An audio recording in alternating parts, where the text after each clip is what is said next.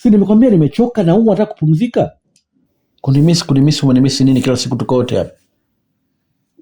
Mbona leta mambo ya ulaghai bana?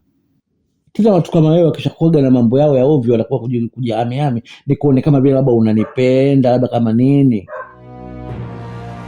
Hebu naomba niache. Ukinigusa tena nitakupiga kibao iko. Hebu sogea ulale huko bana.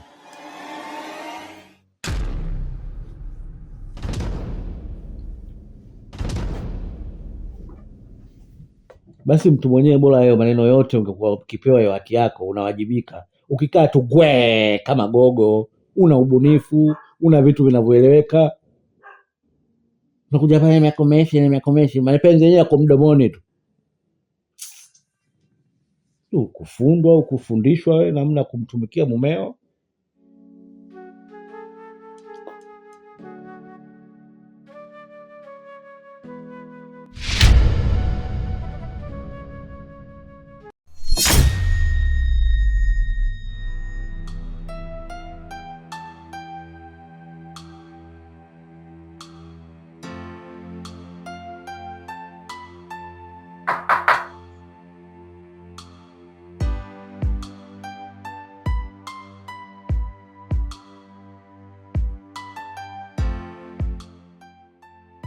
So kupendeza huko shida. Dada mimi natoka. Lakini mbona asubuhi sana? Hivi hata chai unakunywa kweli? Ungeandae chai unywe. Au umeshakunywa? Dada kuhusu chai wala usiwaze. Napoenda huko nitakunywa. Sasa nachosikiza tu uwe makini. Usijali dada yako. Kama sasa kujiandaa. Haya sawa. Na mimi hapa tena sina haja ya kurudi kulala. Maana sio kama unavyojua na baki peke yangu. Kwa hiyo tunaenda jikoni nikaendelee na kazi zangu. Ya ujumbe. Na kwa chapa chako.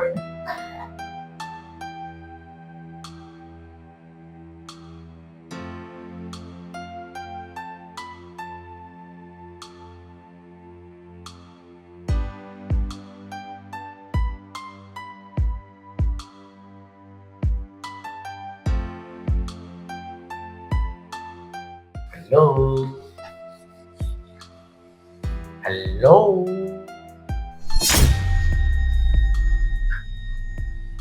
Mambo. Poa.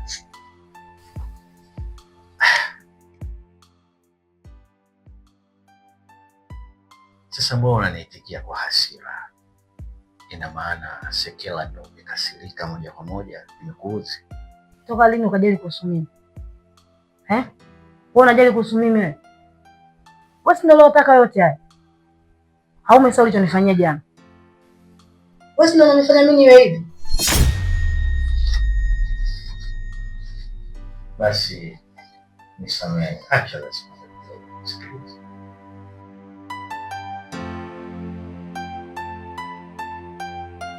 Kiukweli mimi ni mtu mzima, na mtu mzima akipokuwa na kaulo uchutama, nakiri kabisa kwa kitendo nilichokifanya jana sijakutendea haki, lakini haikuwa makusudi, haikuwa dhamira yangu. Kiukweli nilichoka sana, ila nakuomba radhi, mimi ni wa kwako, yaani utanitumia na kunipata kadri utakavyonihitaji. Sawa kipenzi? Kitu cha msingi mke wangu, walijua kujifunza alama za nyakati. Kuna wakati ulikuwa unapata kila unachohitaji, basi ikatokea siku nyingine nichoka unanielewa. Sawa.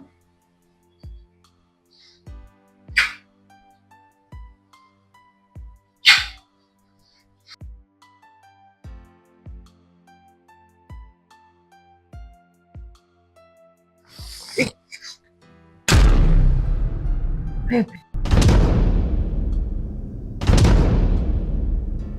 Usijisahau. Unajua hapa ndani hatuishi peke yetu, tunaishi na Mndeme. Kwa hiyo haya si mazingira sahihi na kufanya kitu chochote ambacho kinahitaji faragha. Lakini Mndeme hayupo. Kwani hujasikia asubuhi anavyoniaga? Hapana, sijasikia na wala sijui kama hayupo. Mndeme ametoka. lakini kama jikoni hapafai, tuna hata sebuleni au kuna sebuleni pia hapafai, chumbani pia papo, twende. Soje tufanye mtu. Sekela. Kuku wako maanake mimi naomba ili jambo tuliache, kwa sababu mimi nilipowaza kuhusu mbele tayari mudi imeshakata. Kwa hiyo sipo tena na utayari. Alafu hata hivyo nilikuwa nakuja kukuaga na miadi muhimu na mtu mapema fulani. Kwa hiyo nikuthibitishie leo jioni utafurahi, sawa? Lakini bwana, mimi siwezi kufanya hivyo. Ngoja sisi basi. Baadaye bwana. Baadaye sawa.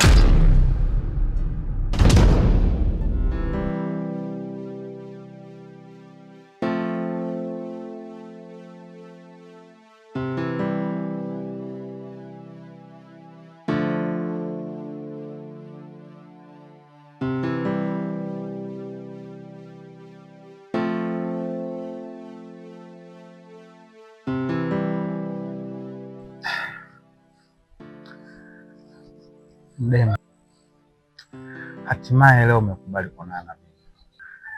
Nimefanya kila namna, jitihada zote. Nimekupigia simu mara kadhaa, umekuwa ni mtu wa kuni crush. Kwa nini lakini Mdema? Kwa nafasi nashukuru sana leo nimeweza kukutana na wewe. Nimekaa guest siku 3. Hapo unavyoniona nimetoka safari Morogoro.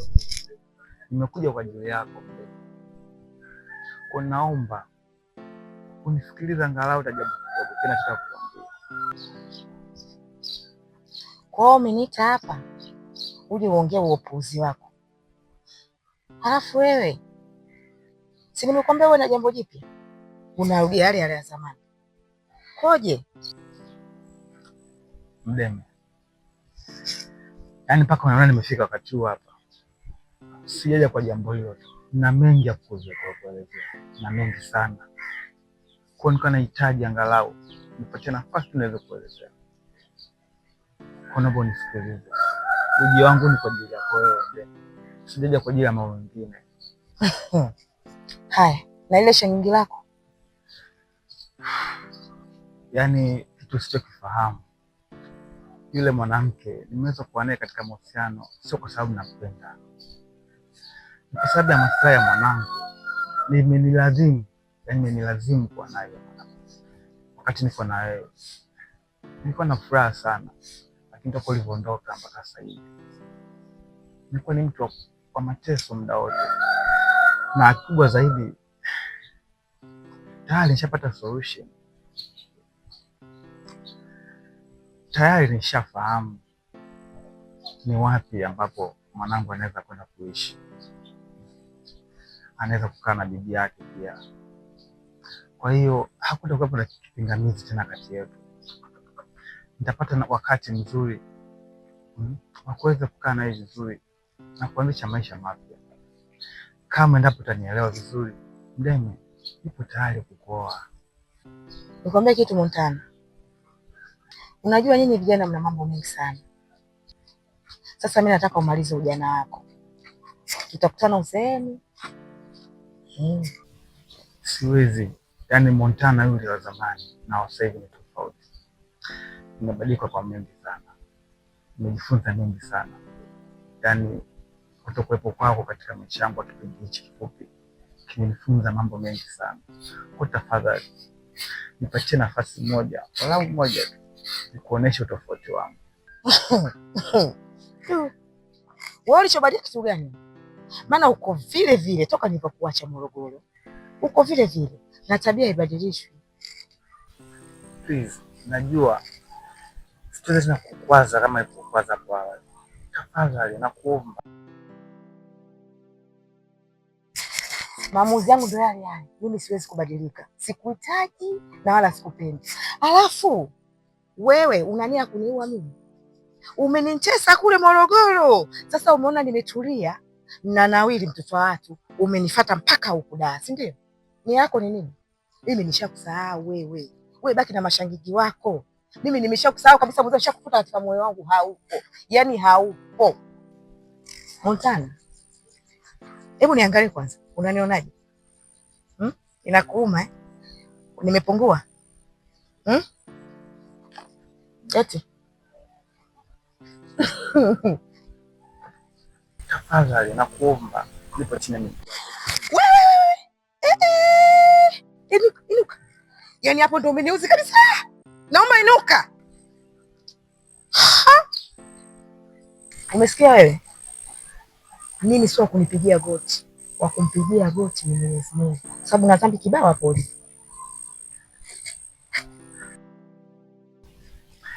Tafadhali Mdeme, basi naomba nielewe. Nimebadilika, sio Montana yule. Tafadhali naomba nielewe. Tafadhali. Nakuahidi mambo mengi mazuri. Please nakuomba. Naomba nisikilize. Sawa. Sasa nisikilize. Mimi naomba nipe muda. Ngoja kwanza nifikirie. Lakini sio kwa sasa.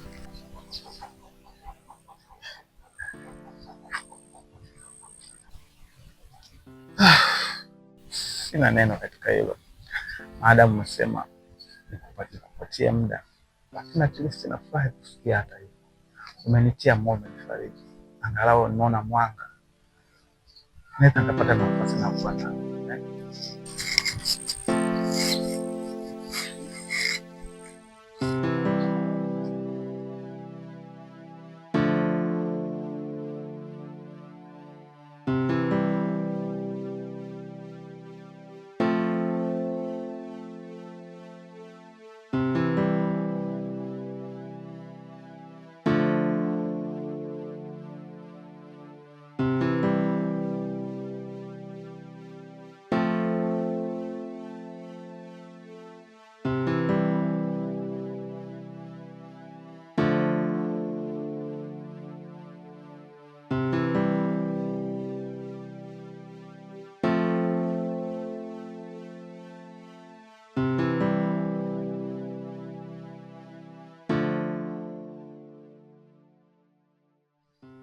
Kiukweli ndugu yangu, nahitaji msaada wako.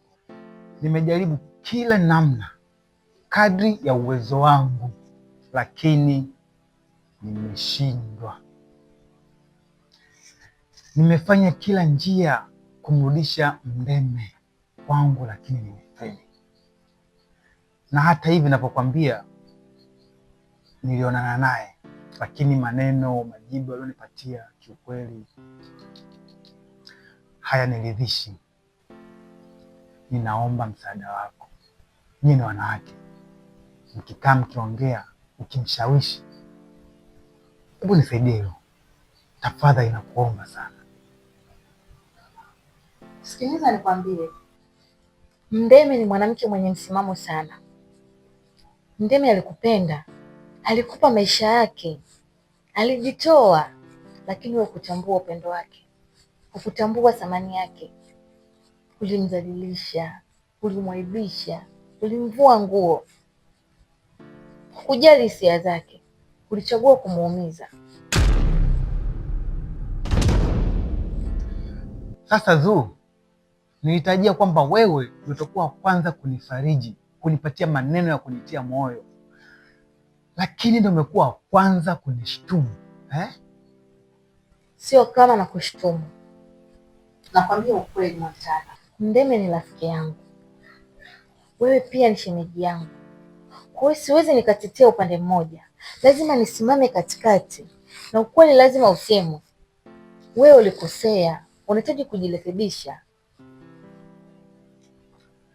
Haya yote unayosema ni kweli kabisa, lakini sasa utanisaidiaje? Sina cha kukusaidia. Kiukweli Mdeme alikupenda sana, ila wewe ulishindwa kulilinda penzi lake. Yaani kiufupi, mwana kulifind, mwana kuligeti. Hivyo basi, pambana na hali yake. Kama wewe hajakuelewa, mimi anaweza kanielewa. Yaani mimi cha kukushauri, rudi tu kwa mwanamke wako wa Morogoro. Maana ndio ulimthamini na kumheshimu mpaka kufikia hatua Mdeme kumweka pembeni. Sikiza nikwambie hivyo, yule mwanamke simpendi hata kidogo, ni vile tu nimezaa naye, na kwa kipindi chote nimestahimili, nimevumilia mengi, ni kwa sababu ya malezi ya mwanangu. Lakini kwa hatua niliyofikia sasa, nipo tayari kufanya chochote kile kwa ajili ya Mdeme, na ninakuahidi kama endapo ukifanikisha jambo hili, ukifanikiwa kumrudisha Mdeme, ninakuahidi kiasi kikubwa cha pesa. Unasema kweli? Hapo sasa ndo ulipokuwa umesahau, kumbe muda wote unapindapinda njia ya mkato ipo. Wahenga walisema pesa ni sabuni ya roho. Naomba utembee na kodi hiyo hiyo. Sidhani kama kuna mtu ambaye hapendi pesa. Penye uzea penyeza rupia. Sasa tunafanyaje? Tunaanzia wapi? Hilo limeisha, niachie mimi. Mambo poa. Asubuhi nimekusikia kwa mbali umegonga unamwaga dada yako, nikajiuliza anakwenda wapi na mimi nikakaa kimya, maanake sijaagwa. Nilihisi hivi, ila nikakaza roho. Ulienda wapi?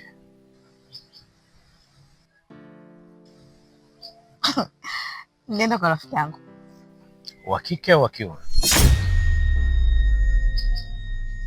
Wa kike bwana. Atoke wapi wa kiume? Haya, naona umeamua kuja kunitembelea kijiweni kwangu. Kuna tatizo? Hapana mpenzi wangu, nimekumbuka ule utamu tu. Kwa mimi nikikaa wangu. Utamu gani tena? Kale kamchezo? Aya! Yaani zaidi ya zamani. Unajua ni katamu. Si umeongeza vitu gani sasa hivi mpenzi wangu?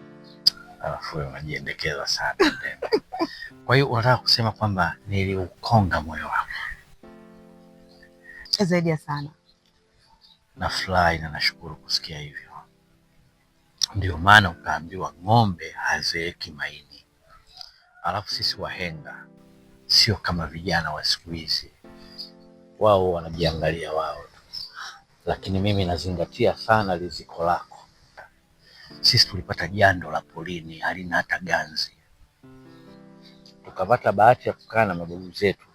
Walitufundisha kwa nini bibi zetu walikuwa hawawaachi. Ndio maana utakuta kwenye maandalizi tu unakuta mtu amesharizika, ushamfikisha. Hata ukija kamalizia kale kamchezo, basi lazima apate kale ka usingizi, kanaitwa ka usingizi kajanaba. Shangaga usingizi kazito kalikuja. Na ngoja kwanza nikupe sifa zako Mdeme. Pamoja na kwamba umenisifia, lakini wewe pia unajua. Yaani wewe mtoto ni fundi. Alafu mimi nashangaa dada yako ni mkubwa, lakini umemzidi kila kitu. Yaani Sekela ni mvivu nje na ndani. Yeye akilala kama mbogo. Si unamzungumziaje dada yako? Hapo hapo kwenye dada. Unajua nini mpenzi wangu? Mzoko ule utamu umenitonesha kidonda. Ni mzoko nilipona kabisa, wewe tena ukaanza kunitonesha. Unafikiri kitapona? Yaani mimi akiponi kidonda changu. Yaani kiukweli nikwambie tu, hapa nimevunja udugu.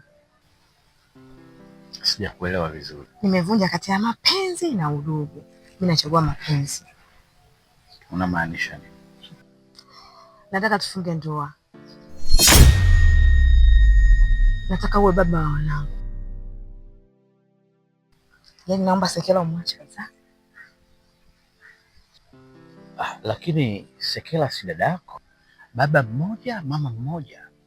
Na mara kadhaa wewe ndio ulikuwa ukinikumbusha mimi kwamba haya mahusiano tuyaache kwa sababu hautaki kumuumiza dada yako. Sasa umebadilisha maamuzi yako? Nimebadilisha mawazo Ganyai, nakupenda. Unafikiri mimi nilikuwa sikupendi? Unafikiri mimi siumii? Ninapokuona dada yangu chumbani mnafanyaje, si mnachekacheka, mnafanyaje, si mimi nafikiri na fly. Sasa wewe mwenyewe ndio umenikumbusha.